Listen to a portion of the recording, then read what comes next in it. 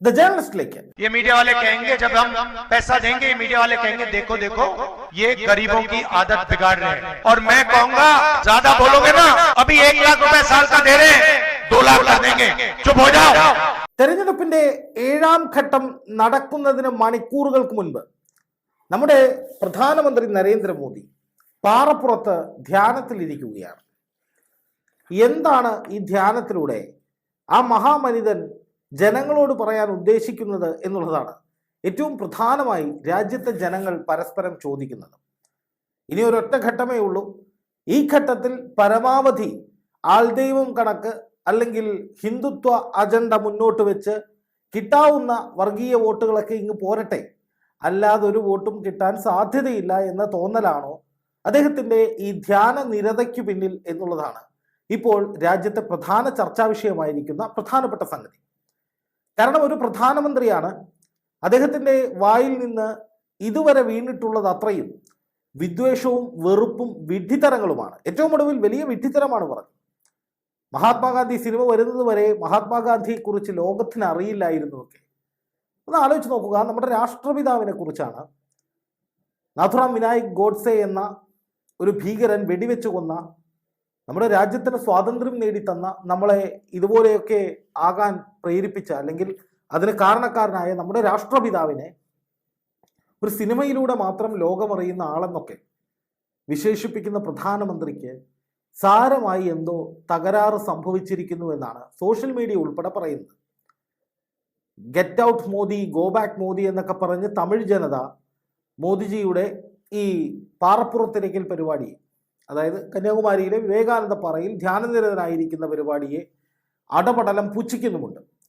നമ്മൾ 2 നേതാക്കളുടെ കാര്യങ്ങൾ എടുക്കുക. ഒന്ന് BJPക്ക് നേതൃത്വം കൊടുക്കുന്ന അല്ലെങ്കിൽ BJP ഒരു ഐക്കണായി ഈ തെരഞ്ഞെടുപ്പിൽ ഉപയോഗിക്കുന്ന പ്രധാനമന്ത്രി നരേന്ദ്രമോദി, മറുവശത്ത് ഇന്ത്യ മുന്നണിയുടെ ഒരു ഐക്കൺ എന്ന് വിശേഷിപ്പിക്കാവുന്ന കോൺഗ്രസിന്റെ നേതാവ് Rahul Gandhi.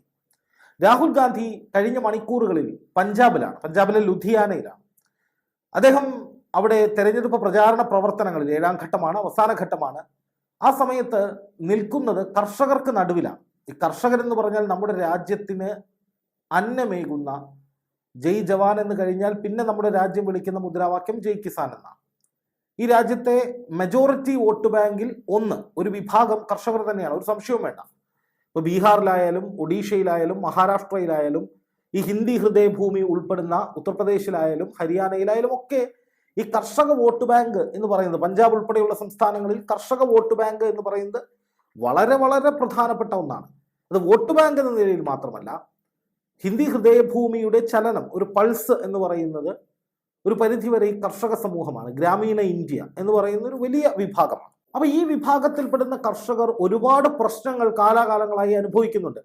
Minimum support price അഥവാ താങ്ങുവില കൃത്യമായി ലഭിക്കാത്ത അവസ്ഥ, വലിയ തോതിലുള്ള ചൂഷണങ്ങൾ, അദാനിയെ പോലുള്ള കോർപ്പറേറ്റുകൾക്ക് കാർഷിക മേഖല, വിൽപ്പന, ഇടനില മേഖലയൊക്കെ എഴുതി കൊടുത്തതിന്റെ പ്രശ്നങ്ങൾ, അങ്ങനെ ഒരുപാട് വിഷയങ്ങൾ ഈ കർഷകർ അനുഭവിക്കുന്നുണ്ട്.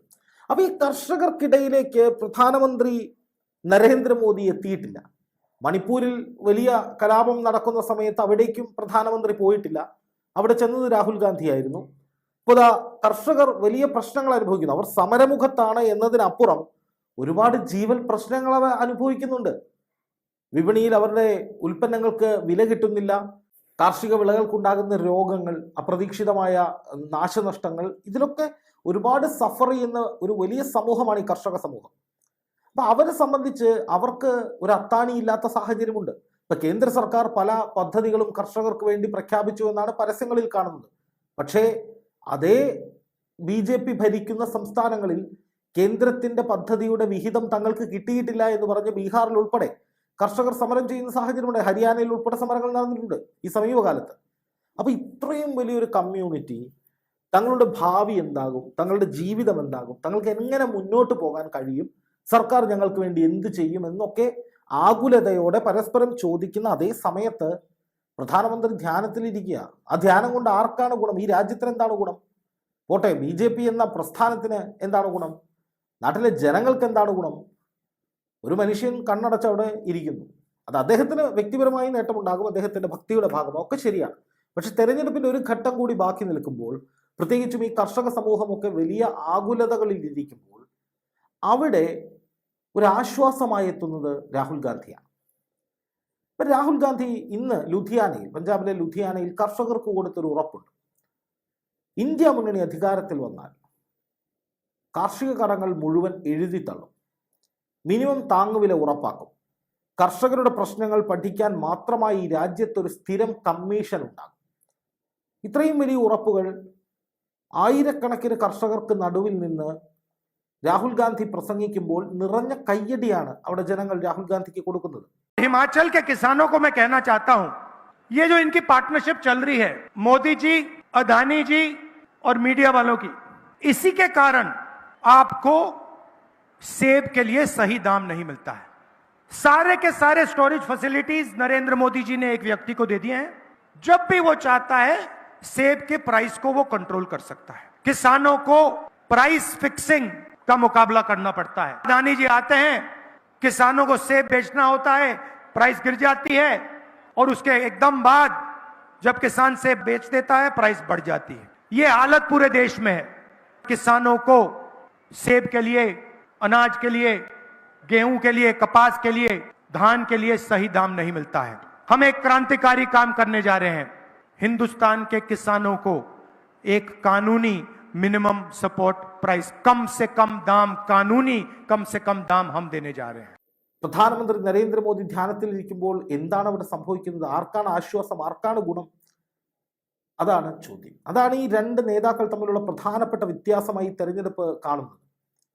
താലിമാല വരെ മുസ്ലിങ്ങൾക്ക് കൊടുക്കും, മുസ്ലിം സംവരണം നടപ്പാക്കും, മറ്റുള്ളവർക്ക് സംവരണം കിട്ടില്ല എന്നൊക്കെ പറഞ്ഞുള്ള ഉണ്ടയില്ല വെടികൾ അടിച്ചു വിടുകയാണ് വർഗീയത കലർത്തി പ്രധാനമന്ത്രി നരേന്ദ്രമോദി. ഇന്ന് പഴയ പ്രധാനമന്ത്രി മൻമോഹൻ സിംഗ് പോലും പ്രധാനമന്ത്രി നരേന്ദ്രമോദിക്കെതിരെ രൂക്ഷമായ വിമർശനങ്ങളുമായി രംഗത്ത് വന്നിരുന്നു. ഒരു പ്രധാനമന്ത്രി ആ പദവിയുടെ, ആ കസേരയുടെ വില കളയുന്ന പരിപാടിയാണ് മോദി ചെയ്തുകൊണ്ടിരിക്കുന്നതെന്ന് തുറന്നടിക്കുകയാണ് പഴയ പ്രധാനമന്ത്രി മൻമോഹൻ സിംഗ്.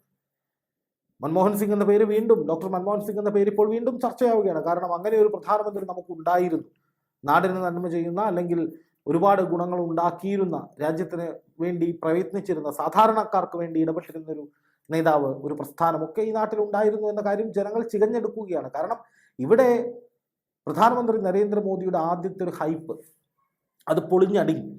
അതിനുശേഷം ഓരോ തവണയും രാഹുൽ ഗാന്ധി വലിയ കുതിപ്പുണ്ടാക്കുകയാണ്. പ്രധാനമന്ത്രി നരേന്ദ്രമോദിക്ക് കാര്യമായി ഒരു ഹൈപ്പ് ഉണ്ടാക്കാൻ കഴിയുന്നില്ല.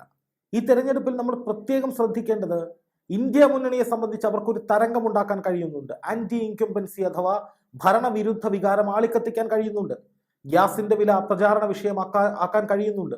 UPA ഭരണകാലത്ത് 400 രൂപയുണ്ടായിരുന്ന ഗ്യാസിന് ഇപ്പോൾ 1200 രൂപയിൽ എത്തി നിൽക്കുന്നു. അതുപോലെ തന്നെ ഇന്ധന വിലയുടെ കാര്യത്തിൽ അവർക്ക് കൃത്യമായ പ്രചാരണം നടത്താൻ കഴിയുന്നുണ്ട്. അതുപോലെ തന്നെ പല വിഷയങ്ങളിലും ജനങ്ങളെ ബാധിക്കുന്ന ജീവൽ പ്രശ്നങ്ങൾ, പണപ്പെരുപ്പം, അതുപോലെ തന്നെ രാജ്യത്ത് നിലനിൽക്കുന്ന വർഗീയത എത്രത്തോളം രൂക്ഷമാണ് എന്നുള്ളത്, അസമത്വം, അങ്ങനെ പല വിഷയങ്ങളിലും ഇന്ത്യ മുന്നണിക്ക് ജനപക്ഷത്ത് നിന്നുകൊണ്ട് അവരുടെ പ്രചാരണം ശക്തമാക്കാൻ കഴിഞ്ഞിട്ടുണ്ട്. പക്ഷെ BJPക്ക് ഇപ്പോഴും പറയാൻ എന്താണുള്ളത്? ഏറ്റവും ഒടുവിൽ നടന്ന പ്രചാരണ പരിപാടികളിൽ, 7ാം ഘട്ട പ്രചാരണ പരിപാടികളിൽ രാജ്നാഥ് സിംഗ് കോൺഗ്രസിനെ ദിനോസറുകളോട് ഉപമിക്കുകയാണ്. എന്താണ്? വംശനാശം സംഭവിക്കാൻ പോകുന്ന ഒന്നായി കോൺഗ്രസ് മാറുന്നു എന്ന്. പക്ഷെ ഇവിടെയൊന്നും ഒരു നേതാക്കളും, നിങ്ങൾ ഏത് ചാനലിൻ്റെയും ഏത് പത്രത്തിൻ്റെയും കഴിഞ്ഞ 1-2 ആഴ്ചയിലെ ഹെഡ്ലൈനുകൾ എടുത്ത് നോക്കിയാൽ അവിടെ ഒന്നും ജനങ്ങൾക്ക് വേണ്ടി BJP നേതാക്കൾ എന്തെങ്കിലും പ്രഖ്യാപിച്ചതോ ഏതെങ്കിലും തരത്തിൽ ജനങ്ങൾക്ക് ഗുണകരമാകുന്ന വിഷയങ്ങൾ വലിയ ചർച്ചയാക്കാൻ ശ്രമിച്ചതോ ആയി കാണാൻ കഴിയില്ല. പക്ഷെ കോൺഗ്രസ് അങ്ങനെയല്ല. കോൺഗ്രസ് ശക്തമായ നിലപാടുണ്ട്. അവർ ജനങ്ങൾക്ക് വേണ്ടിയാണ് സംസാരിക്കുന്നത്. ന്യായ് പദ്ധതിയുടെ ഭാഗമായി സ്ത്രീകൾക്കൊക്കെ കൊടുക്കുന്ന വലിയ സൗജന്യങ്ങൾ, വലിയ തോതിലുള്ള വാഗ്ദാനങ്ങൾ, അത് തെലങ്കാനയിലും കർണാടകയിലും ഒക്കെ നടപ്പാക്കിയ ഒരുപാട് കാര്യങ്ങളുണ്ട്. അപ്പോൾ അതൊക്കെ ജനങ്ങൾക്കിടയിലേക്ക് വലിയ ചർച്ചയാകുമ്പോൾ പ്രധാനമന്ത്രി നരേന്ദ്രമോദി ഇഫക്റ്റ് എന്ന് പറഞ്ഞ ആ ഊതിപ്പെരുപ്പിച്ച സംഭവം അത് ഒന്നുമല്ലാതാവുകയാണ്. ഇപ്പോൾ അദ്ദേഹം വിവേകാനന്ദ പാറയിൽ ധ്യാനത്തിനിരിക്കുമ്പോൾ ശരിക്കും പറഞ്ഞാൽ സ്ട്രാറ്റജികളൊന്നും വർക്കൗട്ട് ആകുന്നില്ല എന്നതിൻ്റെ പ്രധാനപ്പെട്ട അടയാളമാണത്. തെരഞ്ഞെടുപ്പിന് ശേഷമാണ് മോദിജി അവിടെ പോയിരുന്നതെങ്കിൽ ഒരു ആത്മവിശ്വാസമായോ അല്ലെങ്കിൽ അദ്ദേഹം ജയിക്കാൻ പോകുന്നതിന് അടയാളമായോ അങ്ങനെ പല രീതിയിൽ അതിനെ വ്യാഖ്യാനിക്കാം. പക്ഷേ ഇത് അവസാന കച്ചിത്തുരുമ്പെന്ന നിലയിൽ വിശ്വാസത്തിൽ പിടിക്കുകയാണ്. ഹിന്ദുത്വം, ഹിന്ദുക്കാട്, അതുപോലെ മുസ്ലിം വിരുദ്ധമായിട്ടുള്ള ചില പ്രചാരണങ്ങൾ, ഇതൊക്കെയാണ് പ്രധാനമന്ത്രി നരേന്ദ്രമോദി കഴിഞ്ഞ തെരഞ്ഞെടുപ്പിൻ്റെ ഒരു 1, 2, 3 ഘട്ടം കഴിഞ്ഞപ്പോൾ തുടർച്ചയായി നടപ്പാക്കുന്നത്. അല്ലാതെ ഈ പറയുന്ന മോദി ഗ്യാരണ്ടിയോ അയോധ്യയോ ഒന്നുമല്ല, അതൊന്നും ചെലവാകില്ലെന്ന് മനസ്സിലായി. അപ്പൊ ഈ ധ്യാനത്തിനിരിക്കുന്ന മോദിക്ക് കൃത്യമായ തിരിച്ചടി രാഹുൽ പഞ്ചാബിൽ വെച്ച് കൊടുത്തു. കർഷകർക്ക് വേണ്ടി അദ്ദേഹം സംസാരിക്കുകയാണ്. എന്നിട്ട് പറയുകയാണ്, നോക്കൂ അവരുടെ നേതാവ് എന്താണ് ചെയ്യുന്നത്, അവരുടെ നേതാക്കൾ എന്താണ് ചെയ്യുന്നത്, ഇവിടെ കോൺഗ്രസ് എന്താണ് ചെയ്യുന്നത്, ഇന്ത്യ മുന്നണി എന്താണ് ചെയ്യുന്നത്. ജനങ്ങൾക്ക് വേണ്ടിയുള്ള ക്യാമ്പയിനിങ്ങുകളാണ്. അധികാരത്തിലേറിയാൽ ജനങ്ങൾക്ക് വേണ്ടി എന്തൊക്കെ ചെയ്യാൻ കഴിയും എന്ന ഓർമ്മപ്പെടുത്തലുകളാണ്, ഉറപ്പു നൽകലുകളാണ്. അപ്പോൾ കേന്ദ്ര സർക്കാർ ഇതുവരെ അവരുടെ പ്രകടന പത്രിക പോലും പുറത്തുവിട്ടിട്ടില്ല. പക്ഷെ കോൺഗ്രസിനെ സംബന്ധിച്ച് ന്യായ് പദ്ധതി എന്ന് പറയുന്ന ഒരു വലിയ വിപുലമായ, സാധാരണക്കാരായ ജനങ്ങളെ 1 ലക്ഷം രൂപ സ്ത്രീകൾക്ക് നൽകുന്നതടക്കമുള്ള വലിയ പദ്ധതികളെ കുറിച്ച് ജനങ്ങളിൽ അവബോധമുണ്ടാക്കുകയാണ്. അപ്പോൾ ഇത് രണ്ടും തമ്മിലുള്ള അന്തരം ജനങ്ങൾക്ക് 7ാം ഘട്ട തെരഞ്ഞെടുപ്പിന് മുമ്പ് ഒരിക്കൽ കൂടി മനസ്സിലാകുന്ന വിധത്തിലാണ് മോദിജിയുടെ ഇന്നത്തെ ഇപ്പോൾ ധ്യാനത്തിന് വേണ്ടിയിട്ടുള്ള പോക്ക് എന്നുകൂടി മനസ്സിലാക്കേണ്ടി വരും. അതുപോലെ തന്നെ ഏറ്റവും പ്രധാനപ്പെട്ട ഒരു കാര്യം, ഈ സംസ്ഥാനങ്ങൾ BJPക്ക് വലിയ പ്രതീക്ഷ നൽകുമെന്ന് കരുതുന്ന ബീഹാർ, മധ്യപ്രദേശ്, ഒറീസ, രാജസ്ഥാൻ, ഉത്തർപ്രദേശ് എന്നീ സംസ്ഥാനങ്ങളിലൊക്കെ കാര്യമായ തിരിച്ചടി BJPക്ക് ഉണ്ട് എന്നാണ് ഇന്ത്യ മുന്നണിയുടെ ആഭ്യന്തര സർവേയിലും പറയുന്നത്. മോദി ഇഫക്റ്റ് ഇവിടെ എവിടെയും പ്രകടമായിട്ടില്ല. മോദിയുടെ നില പരുങ്ങലിലാവുകയാണ്. നിതീഷ് കുമാർ ബീഹാറിൽ ഒരു വലിയ വിഷയമായി മാറുകയാണ്. കാരണം നിതീഷ് കുമാറിന് ഒരു ഉറപ്പില്ലാത്ത നേതാവാണ്. അപ്പോൾ അതുകൊണ്ട് തന്നെ നിതീഷ് കുമാറിന് JDUവിന് ബീഹാറിലുണ്ടായിരുന്ന പിന്തുണയൊന്നും ഇപ്പോഴില്ല.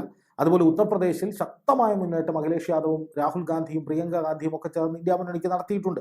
അതുപോലെ മറ്റ് സംസ്ഥാനങ്ങൾ, ഇപ്പോൾ രാജസ്ഥാനായാലും മധ്യപ്രദേശ് ആയാലും ഒറീസ ആയാലും ഇവിടങ്ങളിലൊക്കെ പല ഇടങ്ങളിലും കർഷകരുടെ ഒരു രോഷം വല്ലാതെ BJPയെ വേട്ടയാടുന്നുണ്ട്. ഇപ്പോൾ പഞ്ചാബിൽ ജോലിക്ക് പോകുന്ന കർഷകർ, അതായത് മറ്റ് സംസ്ഥാനങ്ങളിൽ നിന്ന് പഞ്ചാബിലേക്ക് ജോലിക്കൊക്കെ ആയി പോകുന്ന പല കർഷക കുടുംബങ്ങളും അവർ BJPയെ വെറുത്തു കഴിഞ്ഞിരിക്കുന്നു. ഹരിയാനയിലും പഞ്ചാബിലും ഒന്നും കർഷകരുടെ രോഷം ഭയന്ന് BJP നേതാക്കൾക്ക് പര്യടനം പൂർത്തിയാക്കാൻ പോലും സാധിച്ചിട്ടില്ല. അതിൻ്റെയൊക്കെ അർത്ഥം ഈ മോദി ഗ്യാരണ്ടി അല്ലെങ്കിൽ മോദി ഇഫക്റ്റ് എന്നൊന്നും ഇവിടെ ഇല്ല. അല്ലെങ്കിലും ഈ തെരഞ്ഞെടുപ്പിൽ ഒരു കോൾഡ് വേവാണ്, ഒരു തണുത്ത തരംഗമാണ്. അത് ഭരണവിരുദ്ധ വികാരമാണ്, BJPക്കെതിരാണ്. കേന്ദ്ര സർക്കാർ ഞങ്ങൾക്ക് വേണ്ടി ഒന്നും ചെയ്തിട്ടില്ല എന്ന വലിയ തോന്നൽ ജനങ്ങളിൽ ഉണ്ടായിട്ടുണ്ട്. പ്രത്യേകിച്ചും ഈ പറയുന്ന ഉത്തരേന്ത്യൻ സംസ്ഥാനങ്ങളുടെയൊക്കെ അസ്തിത്വം എന്ന് പറയാവുന്ന, അല്ലെങ്കിൽ അവിടങ്ങളിലെ ഏറ്റവും പ്രധാനപ്പെട്ട വോട്ട് ബാങ്കായ കർഷകർ വലിയ തോതിൽ എതിരായത് BJPക്ക്, മോദിക്ക് അദ്ദേഹത്തിന്റെ നില പരുങ്ങലിലാകുന്ന അവസ്ഥയിലേക്ക് എത്തിച്ചിട്ടുണ്ട്. അതുതന്നെയാണ് ഇപ്പോൾ ഈ ധ്യാനം എന്നതിലൂടെ, അല്ലെങ്കിൽ ആ ഒരു എഫക്റ്റ് ചർച്ച ചെയ്യുമ്പോൾ ധ്യാനം ചർച്ചയാക്കുമ്പോഴും ഉയർന്നു വരുന്ന കാര്യം, മോദി ഇവിടെ ധ്യാനത്തിലിരിക്കുമ്പോൾ രാഹുൽ ഗാന്ധി അവിടെ വലിയ തോതിലുള്ള തീപ്പൊരി പ്രസംഗങ്ങളുമായി മുന്നേറുകയാണ്. അത് ജനങ്ങൾക്ക് വേണ്ടിയാണ്, കർഷകർക്ക് വേണ്ടിയാണ്. അതാണ് ഈ നേതാക്കൾ തമ്മിലുള്ള ഒരു വ്യത്യാസമായി ഇപ്പോൾ പുറത്തു വരുന്നത്. അത് ഈ തെരഞ്ഞെടുപ്പിൽ അവസാന ഘട്ടത്തിലും വലിയ ഫാക്ടറാകുമെന്ന കാര്യത്തിൽ ഒരു സംശയവുമില്ല. എന്തായാലും ധ്യാനവും വർഗീയതയും പോളറൈസേഷനും ഒക്കെ മോദിക്ക് തിരിച്ചടിയാകുന്നു എന്ന വിശ്വാസമാണ് കോൺഗ്രസിൻ്റെയും ഇന്ത്യ മുന്നണിയുടെയും പ്രതീക്ഷയായി അവർ മുന്നോട്ട് വയ്ക്കുന്നത്. ഒരു 320 സീറ്റിലേക്കൊക്കെ ഇന്ത്യ മുന്നണിക്ക് വ്യക്തമായ നേട്ടമുണ്ടാക്കാൻ കഴിയുമെന്ന പ്രതീക്ഷ ഇന്ത്യ മുന്നണി പ്രകടിപ്പിച്ചു കഴിഞ്ഞു. പല സർവേകളിലും ഇത് കാണുന്നുണ്ട്. അതിനപ്പുറത്തേക്ക് തെരഞ്ഞെടുപ്പ് കഴിഞ്ഞാൽ ഉടൻ തന്നെ യോഗം ചേരുന്നു ഇന്ത്യ മുന്നണി. അതിനുശേഷം സർക്കാർ രൂപീകരിക്കാനുള്ള നടപടികളുമായി മുന്നോട്ട് പോകുമെന്നും അവർ തീരുമാനിച്ചിരിക്കുന്നു. ഇതെല്ലാം ഇന്ത്യ മുന്നണിയുടെ കൃത്യമായ ആത്മവിശ്വാസത്തിൻ്റെ അടയാളങ്ങളാണ്.